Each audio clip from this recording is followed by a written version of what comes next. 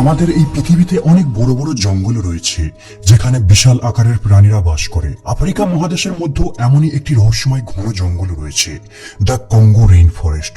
Congo দেশের সঙ্গে জড়িত এই জঙ্গলটা পৃথিবীর দ্বিতীয় বৃহত্তম জঙ্গল। এই জঙ্গলটা এতটাই বিশাল যে এর ভিতর ইউনাইটেড কিংডমের মতো 20টা দেশকে রাখা যাবে। এর টোটাল এরিয়া 37 লক্ষ স্কোয়ার কিলোমিটার। কিন্তু এই জঙ্গলটি সাইজে যতটা বড় তার থেকেও বেশি ভয়ঙ্কর আর রহস্য দ্বারা পূর্ণ।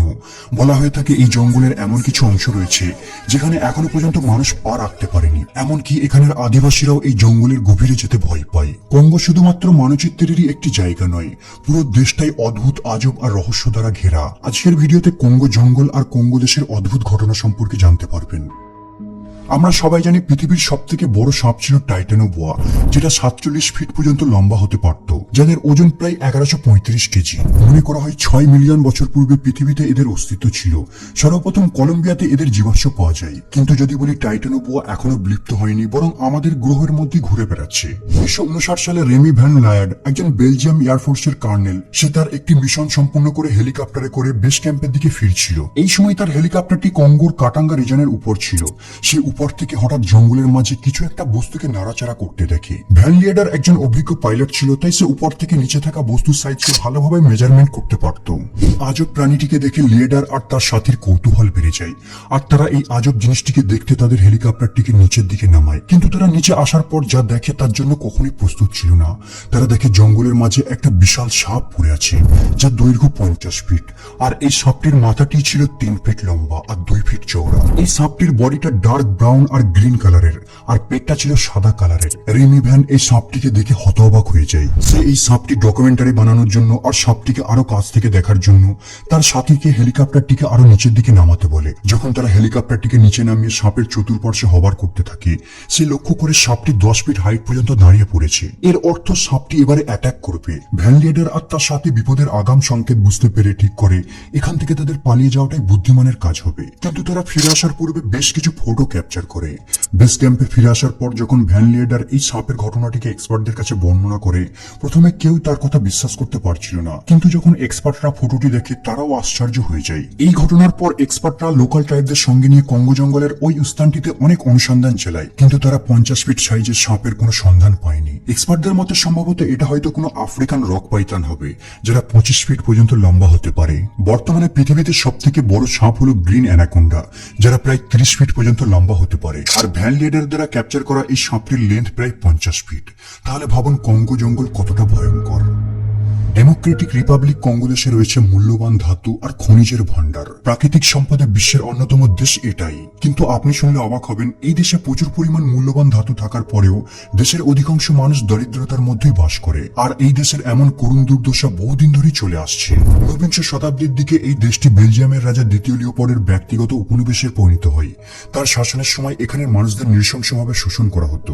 সেই সময় এই দেশে তখন প্রচুর রবার হারভেস্ট করা হতো, আর সমস্ত পরিশ্রম কঙ্গোবাসী দিয়ে বলপূর্বক করানো হতো, কিন্তু তাদের কোনো বেতন দেওয়া হতো না। 1909 সালে দ্বিতীয় লিওপোল্ডের মৃত্যুর পর থেকে প্রায় আজ 100 বছর পেরিয়ে গেছে, কিন্তু তারপরেও কঙ্গোবাসীদের ভাগ্য এখনো অপরিবর্তিত রয়ে গেছে। বর্তমানে এখন কঙ্গোতে কোবাল্ট মাইনিং এর কাজ খুবই জনপ্রিয়। কোবাল্ট এক ধরনের ধাতু, স্মার্টফোন আর ইলেকট্রিক গাড়ির ব্যাটারির একটি গুরুত্বপূর্ণ উপাদান, যা কঙ্গোতে প্রচুর পরিমাণে রয়েছে। 2022 সালে বিশ্বব্যাপী কোবাল্ট উপাদান হয়েছিল 1,66,000 টন, কিন্তু 1,11,000 টন কেবল কঙ্গোতেই মাইনিং করা হয়েছিল। কিন্তু দুঃখের বিষয়, কোবাল্ট মাইনিং এর সমস্ত প্রফিট কেবল বিদেশি মাইনিং কোম্পানিগুলির কাছেই যায়। অথচ কঙ্গোবাসী যারা কঠোর পরিশ্রম করে মাইনিং এর কাজ করে, তারা কেবল অল্প পরিমাণের মজুরি পায়। কোবাল্ট খুবই বিষাক্ত উপাদান, তারপরেও জীবনের রিস্ক নিয়ে কোনো সেফটি ইকুইপমেন্ট ছাড়াই এখানের বৃদ্ধ থেকে শুরু করে 7 বছরের বাচ্চারাও মাইনিং এর কাজ করে। এদেরকে কেউ ফোর্সও করে না মাইনিং এর কাজের জন্য। কিন্তু এখানের বেকারত্বের হার অনেক বেশি, তাই বাধ্য হয়ে তারা অল্প বেতনের জন্য তাদের স্বাস্থ্যের ঝুঁকি নেয়। টেরাসর ছিল উড়ন্ত সরীসৃপ প্রাণী, যারা ট্রায়াসিক যুগের শেষের দিকে আমাদের পৃথিবীতে বাস করত। 18 শতাব্দীর শেষের দিকে জার্মানির কাভারিয়া থেকে টেরাসরের জীবাশ্মকে আবিষ্কার করা হয়েছিল। মনে করা হয় 66 মিলিয়ন বছর পূর্বে এদের বিলুপ্ত ঘটে। কিন্তু যদি বলি এখনো এদের কিছু প্রজাতি জীবিত রয়েছে। এখানের স্থানীয় বাসিন্দারা মাঝে মধ্যে গল্প বলে থাকে যে জলাভূমি অথবা নদীর ধারে মাঝে মধ্যে তারা একটি অদ্ভুত পাখিকে দেখতে পায়, যাদের শরীর টিকটিকির মতো, কিন্তু এদের ডানাগুলো বাদুরের মতো। এই প্রাণীটি জেলেদের উপর আক্রমণ করে আর স্থানীয় প্রাণীদের হত্যা করে। এখানের স্থানীয় ট্রাইবরা এই দানবটিকে কঙ্গো মাতো নামে চেনে। গোটা বিশ্ব কঙ্গোমাতা সম্পর্কে প্রথম জানতে পারে 1923 সালের পর। 1923 সালে ফ্রাঙ্ক হিউম মেলান্ড একটি বই পাবলিশ করে যার নাম ইন হুইচ বাউন্ড আফ্রিকা। এই বইটি পাবলিশ করার পূর্বে ফ্রাঙ্ক উত্তর কঙ্গোর দিকে অভিযান করার সময় এখানের স্থানীয় মানুষদের সঙ্গে বন্ধুত্বের মতো মিশে যায়। তাকে এখানের স্থানীয় ট্রাইবরা কঙ্গোমাতা দানবের গল্পের সঙ্গে পরিচয় করায়। মেলোডি একজন জুওলজিস্ট ছিল, এই কারণে এই অজানা পাখিটি সম্পর্কে আরো ডিটেলে জানার আগ্রহ বাড়ে। তিনি ডিফারেন্ট রিজনে গিয়ে স্থানীয় জনগণকে এই প্রাণীটির বৈশিষ্ট্য সম্পর্কে জিজ্ঞাসা করে, আর আশ্চর্যজনকভাবে তারা সবাই সেম প্রাণীটিকে বর্ণনা করে। তারা মাঝে মাঝে একটি উড়ন্ত সরীসৃপের মতো পাখিকে আকাশে উঠতে দেখে, যার ডানা কমপক্ষে 2 মিটার দূরত্ব পর্যন্ত প্রসারিত। অসংখ্য লোকের থেকে ইন্টারভিউ নেবার পর মেলান শিওর হয়ে যে তারা সবাই একটা প্রাণীকে বর্ণনা দিচ্ছে যেটা 66 মিলিয়ন বছর পূর্বে বিলুপ্ত হয়ে গিয়েছিল। 19বিংশ শতকের গোড়ার দিকে কিছু ইউরোপিয়ান কঙ্গোতে অভিযান করার সময় নিঙ্গো নামের একটি ছোট্ট ট্রাইবদের কাছ থেকে একটি শক্তিশালী অস্ত্রের সন্ধান পায়। এই অস্ত্রটির নাম এঙ্গলু সোয়ার্ড। প্রাচীনকালের কিছু ড্রয়িং দেখে তারা বুঝতে পারে এই এঙ্গলু তলোয়ারটিকে তারা বন্দীদের মৃত্যুদণ্ড দেবার জন্য ব্যবহার করত।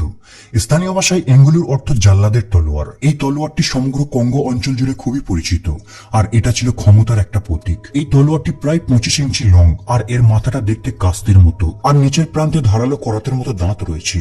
কিন্তু এই তলোয়ারটির একটি কালো ইতিহাস রয়েছে যা আজও কঙ্গোবাসীদের ভীত করে তোলে। আসলে কঙ্গো দেশের এই নিঙ্গো ট্রাইবরা নরখাদক হিসাবে পরিচিত ছিল। তারা তলোয়ারটিকে শুধুমাত্র বিশেষ অনুষ্ঠানের জন্যই ব্যবহার করত। কেবল এই তলোয়ারটি দিয়ে তারা বন্দীদের মৃত্যুদণ্ড কার্যকর করত না, কাছাকাছি অন্যান্য উপজাতিদের বন্দী বানিয়ে খাওয়ার জন্য এই তলোয়ারটি দিয়ে তারা শিকার করতে বেরোত। বর্তমানেও এই উপজাতিদের কঙ্গোতে দেখা যায়, তবে তারা নরমাংস খাওয়ার চর্চাকে বন্ধ করে দিয়েছে। 1858 সালে বেলজিয়ানদের শাসনের পর থেকে নিঙ্গো ট্রাইবদের এই প্রথাকে নিষিদ্ধ করে দেওয়া হয়েছে। তবে তাদের পুরাতন আচরণকে অব্যাহত রাখতে অনুষ্ঠানের জন্য মানুষের পরিবর্তে এখন তারা ছাগলের ব্যবহার করে। তারা ছাগলকে পবিত্র মনে করে বলি দিয়ে বাটি ভর্তি এদের রক্ত খেয়ে নেয়।